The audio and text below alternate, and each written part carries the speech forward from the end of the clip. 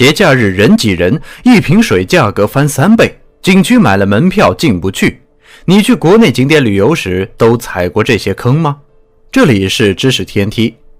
前些年一句青春没有售价，硬卧直达拉萨爆火，体现出了很多人对旅游的热情。更有人则是想吃到地道的美食，像广西螺蛳粉、广东白切鸡、北京烤鸭等美食，有的时候就得前往当地品尝，才能够吃得出其中真正的滋味。光是这一点就足够吸引美食爱好者的了。但是旅游虽好，却也有一些怪象，阻挡着人们想要走遍祖国大好河山的热情。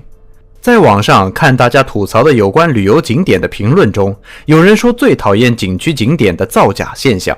看起来是古色古香的建筑，但是实际上却都是新建的。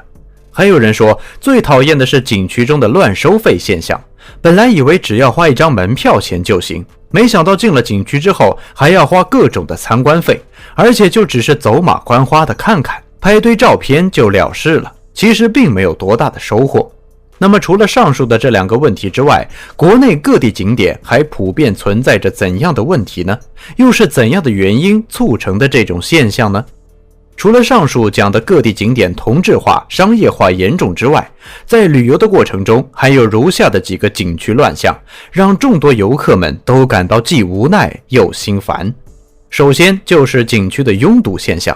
相信只要是在节假日出游的小伙伴们一定体会过人挤人的滋味。本来出来玩就是想暂时逃离人群，回归自然，享受暂时的静谧时光，没想到一来到景点之后，发现大家都是这样想的，那真是人山人海，摩肩接踵啊！只要是能占地儿的地方，到处都是人，真是应了那句话，不到节假日出门的时候，真是不知道咱们中国有这么多的人。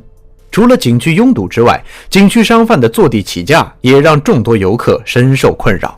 进了景区之后，无论是饿了还是渴了，要想买饭买水的话，就得接受比外面高出2-3倍的价格。正常在外面买到2-3块一瓶的水，在个别景区能卖到7-8块，实在是让人无奈又厌烦。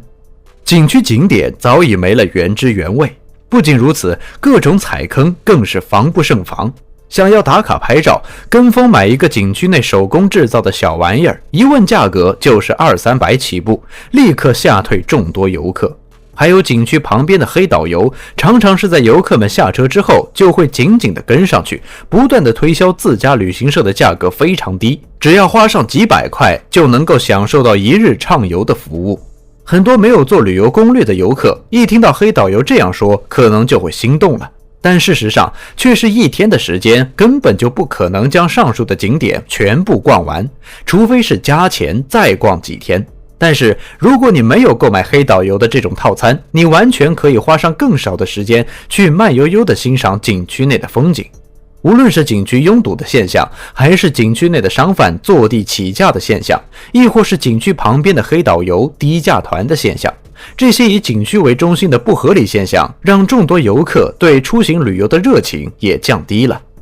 在讲完上述的3种现象之后，想必很多人都对此深有共鸣。毕竟这样的乱象也不是只存在1-2天的了，而是一直都有。那么究竟为什么会出现这种现象呢？首先来说，景区拥堵这一点，虽然拥挤的景区让人心烦意乱，但是这样的场景任谁也不想看到。更何况我国打工人的假期本来就不多，大多数人都选择在国庆期间出游，当大家的游玩档期都撞到一起之后，也难免会发生人挤人的现象。而之所以会发生这样的现象，主要是我国的人口众多，才会导致各个旅游景点都被挤得水泄不通。其次是景区内的商贩坐地起价这一现象，这种将商品或服务的价格提高，以此来获取不合理利润的现象，本质上是商家对于游客需求旺盛、信息不对等以及缺乏市场竞争这3个因素共同影响的结果。嫌贵你可以不买，反正你不买还有其他人买。旅游景区黑心商贩坐地起价，各种套路让旅游体验大打折扣。游客们不是负担不起景区内的物价，而是黑心商贩们拿捏住了游客的需求痛点，不买没有办法。这样的消费，任凭是多有钱的消费者，心里也不会多痛快。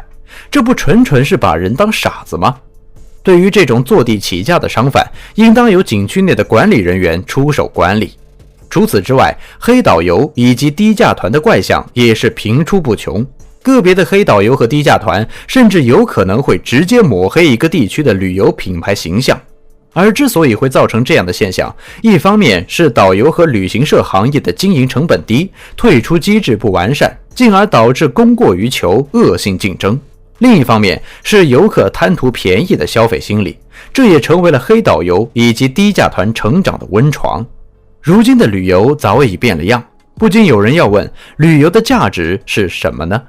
虽然旅游过程中可能并不是那么的一帆风顺，可能也会发生很多让人心情不愉快的事情，但是当见到美景的那一刻，仿佛路上的所有波折都值了。再者说，能够远离居住地，前往未知的目的地，对于普通人来说，更是一种具有探索意味的独特体验。旅途中的见闻也能够帮助我们用新视角去看待生活中的问题。在当代社会中，旅游作为一种情绪消费，也越发成为人们舒缓心境、重获力量的重要目的。更何况，换个角度来想的话，路上遇到的波折和不顺心的事情，也能够教会自己成长。无论是促进自身的成长，还是促进文化的传播，旅游都在其中发挥了不可忽视的重要作用。而我想，这也是为什么大家都喜欢旅游的原因。收拾行囊，未知的世界就在脚下。知识天梯，专注你不知道的食物科普，我们下期再见。